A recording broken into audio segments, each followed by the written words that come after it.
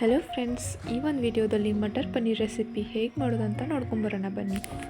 First ಪನ್ನೀರ್ನ cubes ಆಗಿ cut ಮಾಡಿಕೊಂಡು ಅದಕ್ಕೆ ಪಿಂಚ್ ಟರ್ಮರಿಕ್ ಹಾಗೆ ರೆಡ್ ಚಿಲ್ಲಿ ಪೌಡರ್ನ ಹಾಕಿ ಚೆನ್ನಾಗಿ ಮಿಕ್ಸ್ ಮಾಡಿಕೊಳ್ಳಿ. ಈಗ ಈ ಪನ್ನೀರ್ನ 2 to 3 ಮಿನಿಟ್ಸ್ ಮೀಡಿಯಂ ಫ್ಲೇಮ್ನಲ್ಲಿ ಫ್ರೈ ಮಾಡ್ಕೊಳ್ಳೋಣ. ಈ ಥರ ಮಿಕ್ಸ್ ಮಾಡ್ಕೊಳ್ಳೋದ್ರಿಂದ ಪನ್ನೀರ್ ಹೊರಗಡೆಯಿಂದ ತುಂಬ ಕ್ರಿಸ್ಪಿಯಾಗಿ ಚೆನ್ನಾಗಿ ಬರುತ್ತೆ. ಈಗ ಇದನ್ನ ಸೈಡ್ ಇಟ್ಕೊಂಡು ಅದೇ ಪ್ಯಾನ್ಗೆ 2 to 3 table spoon oil hockey 1/2 table spoon ಜೀರಿಗೆ ಹಾಗೆ ಚಾಪ್ ಮಾಡಿರುವಂಥ ಈರುಳ್ಳಿ ಸೇರಿಸಿ ಮೀಡಿಯಂ ಫ್ಲೇಮ್ನಲ್ಲಿ ಗೋಲ್ಡನ್ ಆಗೋವರೆಗೆ ಫ್ರೈ ಮಾಡ್ಕೊಳ್ಳೋಣ. ಚೆನ್ನಾಗಿ ಫ್ರೈ ಆದಮೇಲೆ 1 ಟೇಬಲ್ ಸ್ಪೂನ್ ಸಾಲ್ಟ್ ಹಾಕಿ ಹಾಗೆ 2 table spoon red chilli powder, 1/2 table spoon turmeric ಹಾಕಿ ಹಾಗೆ ಇವತ್ತಿನ ಸ್ಪೆಷಲ್ ಮಸಾಲ ಅಂದರೆ ಅದು ಪನ್ನೀರ್ ಬಟರ್ ಮಸಾಲ.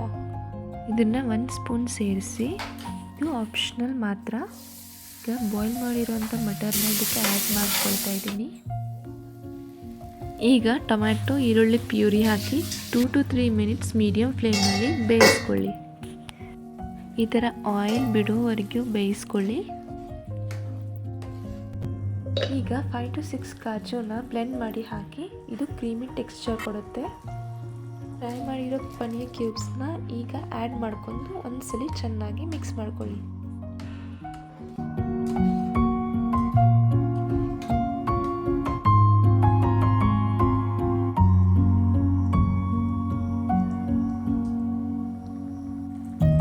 ಲಾಸ್ಟ್ನಲ್ಲಿ ಕಸ್ತೂರಿ ಮೆಂತಿನ ಆ್ಯಡ್ ಮಾಡಿದರೆ ಮನೆಯಲ್ಲಿ ಸುಲಭವಾಗಿ ಮಟರ್ ಪನ್ನೀರ್ ರೆಸಿಪಿ ರೆಡಿ. ಇದನ್ನು ನೀವು ಚಪಾತಿ, ಪರೋಟ ಅಥವಾ ರೈಸ್ ಜೊತೆಗೆ ಸರ್ವ್ ಮಾಡ್ಕೊಂಡ್ರೆ ಟೇಸ್ಟ್ ಅಂತೂ ಅಲ್ಟಿಮೇಟ್ ಆಗಿರುತ್ತೆ.